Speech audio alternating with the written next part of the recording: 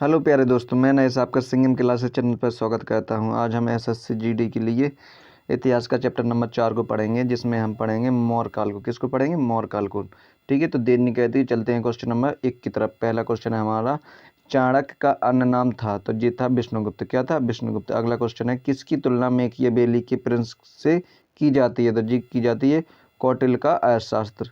ठीक है, अगला क्वेश्चन है, वह शासक कौन था जिसने राज सिंहासन पर बैठने के लिए अपने बड़े भाई सुसीम की हत्या की थी? तो ये था अशोक। कौन था? अशोक था। ठीक है, अगला क्वेश्चन है, सम्राट अशोक की वह पत्नी कौन कौन थी जिसने उसको प्रभावित किया था? तो जी किया उसकी पत्नी थी कारुवाकी। कौन कौन सी थी? कारुवाकी। अगला क्वेश्चन है हमारा, अशोक ने अपने सभी अभिलेखों में एक रूपता से किस प्राकृत का प्रयोग किया है? तो ये किया है आयदमागधी। कौन सी? आयदमागधी भाषा का प्रयोग किया है। ठीक है, अगला क्वेश्चन है, बिंदुसार ने विद्रोही को कुचलने के लिए अशोक को कहाँ भेजा था? तो जी भेजा था तक्षशिला में। कहाँ पर भेजा था? तक्षशिला। ठीक है, अगला क्वेश्चन है, वह व्यक्ति कौन है जिसका नाम देवान प्रियदर्शी था? जिसका नाम देवान प्रियदर्शी भी था? तो ये था मौर्य सम्राट अशोक। ठीक है, इसी का नाम क्या था? देवान प्रियदर्शी भी था। अगला क्वेश्चन, प्राचीनतम राजवंश कौन सा है? ठीक है, ये है मौर्य वंश। कौन सा है? मौर्य वंश प्राचीनतम राजवंश है। अगला क्वेश्चन, कौटिल्य चाणक्य किसका प्रधानमंत्री था? तो ये था चंद्रगुप्त मौर्य का। किसका था? चंद्रगुप्त मौर्य का। अगला क्वेश्चन है, कलिंग विजय के उपरांत अशोक महान ने किस धर्म को अंगीकृत कर लिया था? तो जी कर लिया था बौद्ध धर्म को। किसको? बौद्ध धर्म को। अगला क्वेश्चन है, चंद्रगुप्त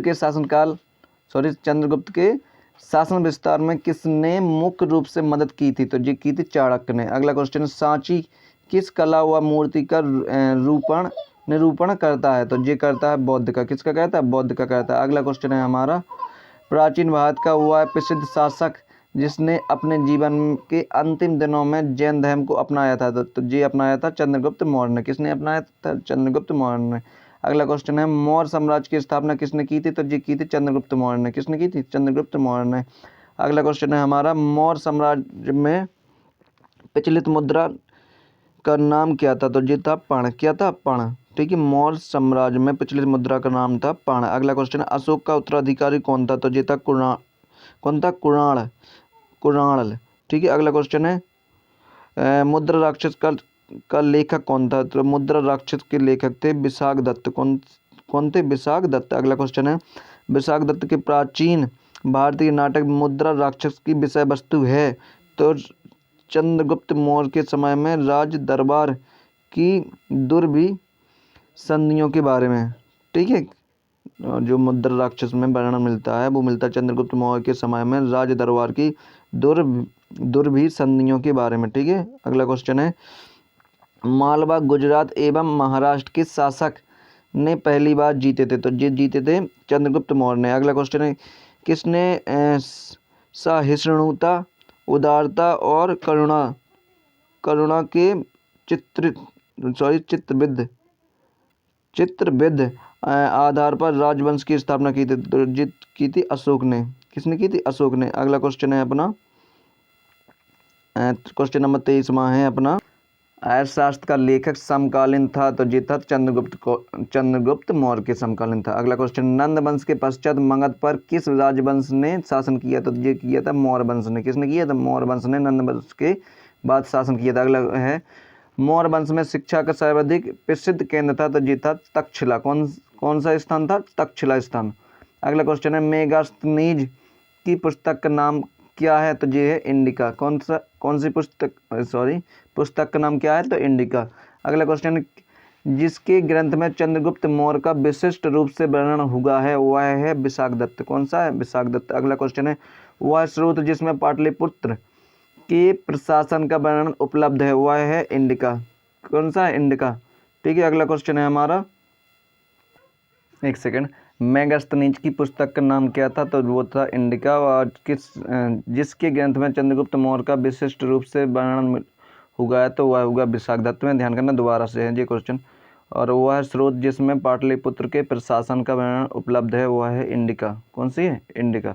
अगला क्वेश्चन है हमारा क्वेश्चन नंबर 29वां, अशोक के शिलालेखों में प्रयुक्त भाषा थी तो वो थी प्राकृतिक। अगला क्वेश्चन, किस मौर्य राजा ने दक्कन की विजय प्राप्त की थी तो जी की थी चंद्रगुप्त मौर्य ने। किसकी? दक्कन की विजय प्राप्त की थी। अगला क्वेश्चन है, मेगास्थनीज ने भारतीय समाज को कितने श्रेणियों में विभाजित किया तो ये किया है 7 श्रेणियों। कितने श्रेणियों? 7 श्रेणियों में। अगला क्वेश्चन है, कौटिल्य के अर्थशास्त्र में किस पहलू का प्रकाश कौटिल्य के अर्थशास्त्र में किस पहलू पर प्रकाश डाला गया है तो ये डाला गया राजनीति नीतियों पर। ठीक है। अगला क्वेश्चन है ना, पाटलिपुत्र को किस शासक ने सर्वप्रथम अपनी राजधानी बनाया तो ये बनाया था चंद्रगुप्त मौर्य ने। किसको? पाटलिपुत्र को। अगला क्वेश्चन है हमारा, पाटलिपुत्र में स्थित चंद्रगुप्त का महल मुख्यतः बना था तो जी बना था लकड़ी का। किसका बना था? लकड़ी का बना हुआ था महल।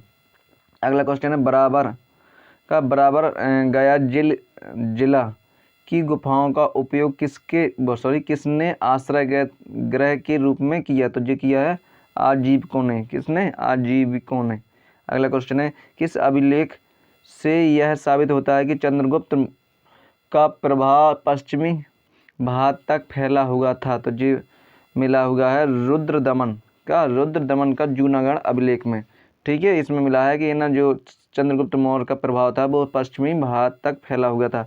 अगला क्वेश्चन है, केवल वह स्तंभ जिसमें अशोक ने स्वयं को मगध का सम्राट बताया तो उस स्तंभ का नाम है भाब्रू स्तंभ। ठीक है। अगला क्वेश्चन है हमारा, प्रथम भारतीय साम्राज्य स्थापित किया गया तो ये किया गया चंद्रगुप्त मौर्य द्वारा। किसके द्वारा? चंद्रगुप्त मौर्य के द्वारा। अगला क्वेश्चन है, उत्तराल में अशोक का एक अभिलेख स्थित है तो उत्तराल में अशोक का एक अभिलेख स्थित है कालसी में। कहाँ पर है? कालसी में। अगला क्वेश्चन है हमारा, सांची का स्तूप किसने बनवाया तो ये बनवाया था अशोक ने। किसने बनवाया था? अशोक ने बनवाया था। अगला क्वेश्चन है, अशोक के शिलालेखों को पढ़ने वाला प्रथम अंग्रेज कौन था तो ये था जेम्स प्रिंसेप। कौन? James Prinsep. अगला क्वेश्चन है, कलिंग युद्ध की विजय तथा क्षत्रियों का वर्णन अशोक के किस शिलालेख में है तो ये है शिलालेख 8 का शिलालेख 8वें में।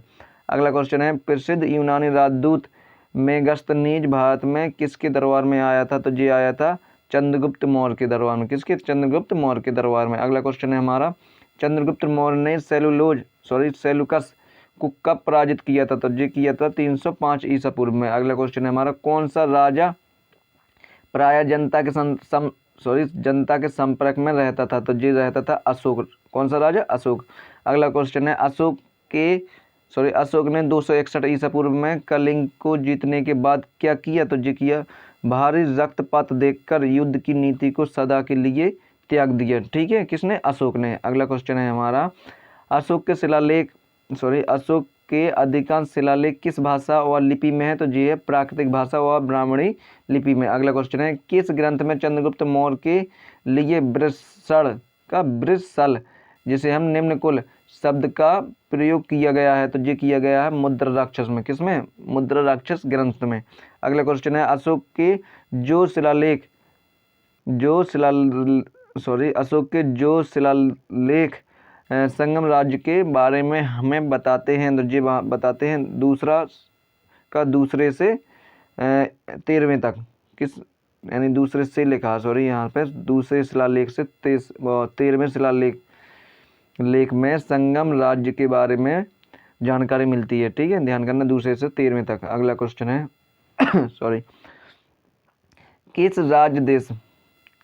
किस राज्य आदेश में अशोक के व्यक्तिगत नाम अशोक का उल्लेख मिलता है तो जी मिलता है कौन से? मास्की में। अगला क्वेश्चन है, श्रीनगर की स्थापना किस मौर्य शासक ने की थी तो जी की थी अशोक ने। किसने? अशोक ने। अगला क्वेश्चन है, किस ग्रंथ में शूद्रों के लिए आर्य शब्द का प्रयोग होगा तो ये होगा अर्थशास्त्र ग्रंथ में। ठीक है। शूद्रों को आर्य के नाम से जाना गया किस ग्रंथ में? अर्थशास्त्र ग्रंथ में। अगला क्वेश्चन है, अशोक ने अपने राज्य अभिषेक के चौथे वर्ष में निग्रोध के प्रभाव से प्रभावित होकर किससे बौद्ध धर्म की दीक्षा ली? तो जी ली थी उपगुप्त से। किससे ली थी? उपगुप्त से। अगला क्वेश्चन है, किसने पाटलिपुत्र को बोधि ब्रोथा कहा? क्या अच्छा क्वेश्चन है। किसने पाटलिपुत्र को पोलीब्रोथा, क्या पोलीब्रोथा, क्या लिखा है? पोलीब्रोथा कहा। जो ये कहा मेगास्थनीज ने। ठीक है, अगला क्वेश्चन है हमारा, मौर्य काल में एग्रेनोमाई, क्या मौर्य काल में एग्रेनोमाई किसे कहा जाता था? तो ये कहा जाता था सड़क निर्माण अधिकारी को। किसे कहा जाता था? सड़क निर्माण अधिकारी को। अगला क्वेश्चन है, मौर्य काल में गुप्तचरों को है यहाँ पे, को क्या कहा जाता था? तो ध्यान करना, मौर्य काल में गुप्तचरों को गूढ़ पुरुष कहा जाता था। क्या कहा जाता? गूढ़ पुरुष कहा जाता था।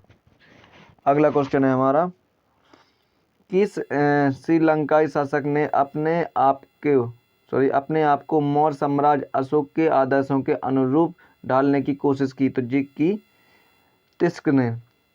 किसने? तिस्स ने। अगला क्वेश्चन है, किस जैन ग्रंथ में चंद्रगुप्त मौर्य के जैन धर्म अपनाने का उल्लेख मिलता है? तो जी मिलता है परिशिष्ट बर्तन में।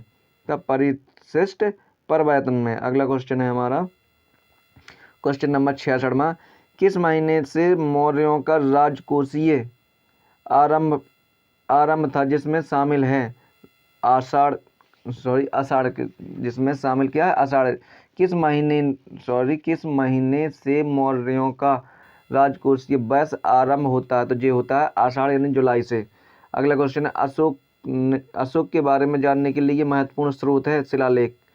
ठीक है, अशोक के बारे में यदि आपको जानना है तो आप उनके शिलालेख को पढ़िए। अगला क्वेश्चन है हमारा, अशोक के काल में कौन सी लिपि दक्षिण भारत में परिवर्तित हुई थी? तो जी हुई थी ब्राह्मणी लिपि।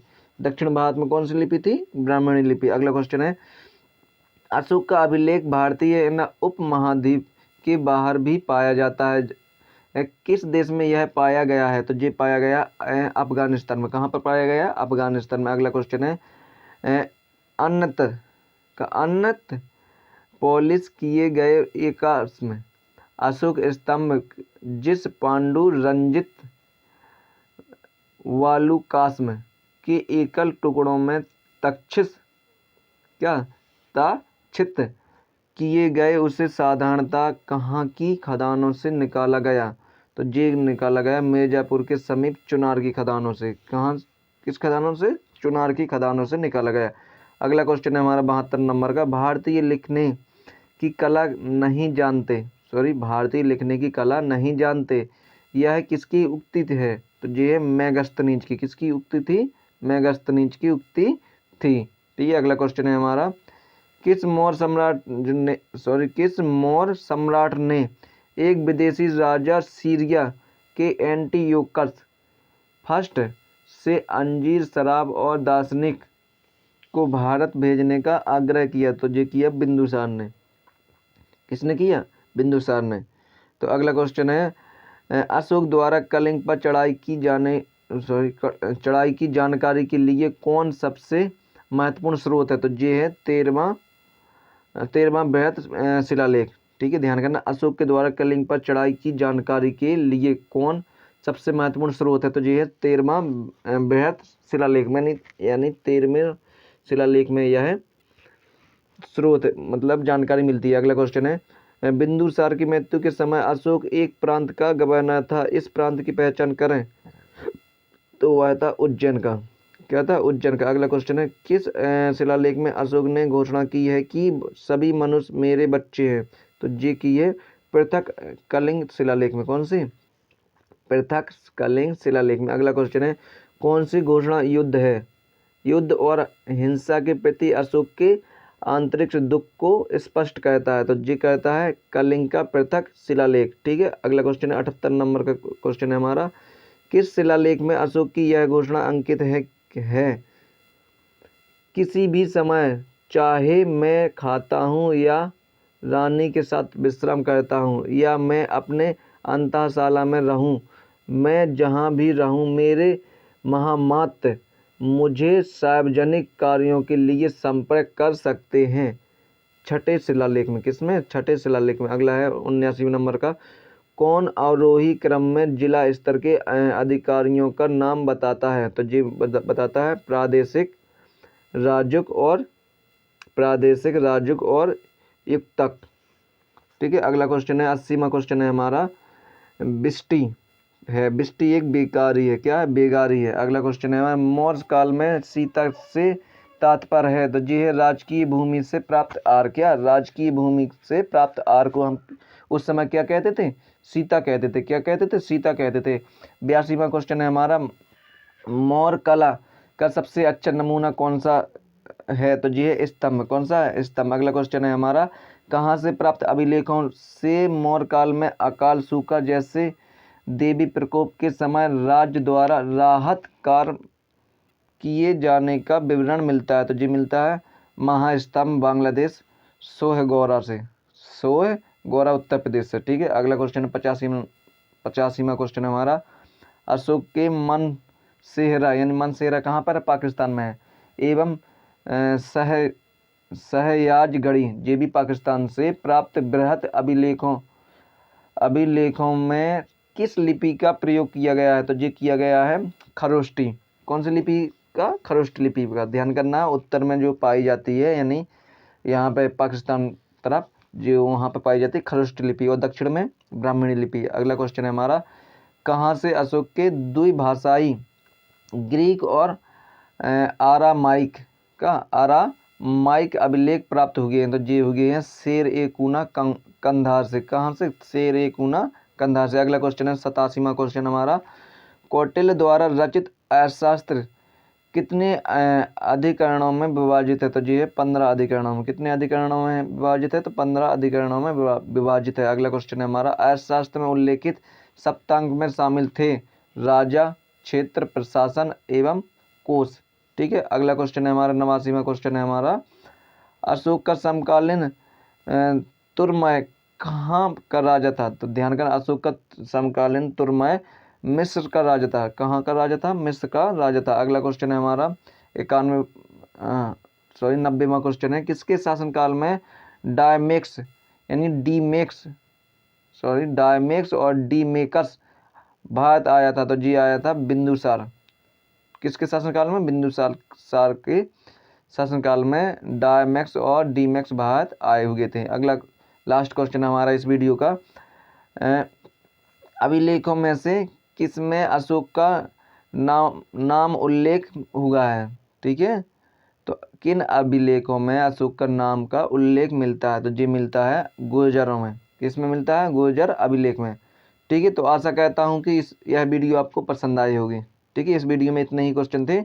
ठीक है, तो इस वीडियो को लाइक करना, शेयर करना तथा सब्सक्राइब करना मत भूलना। ठीक है, और कमेंट करके ज़रूर बताना कि आपको यह वीडियो कैसी लगी। Thank you for watching video. धन्यवाद।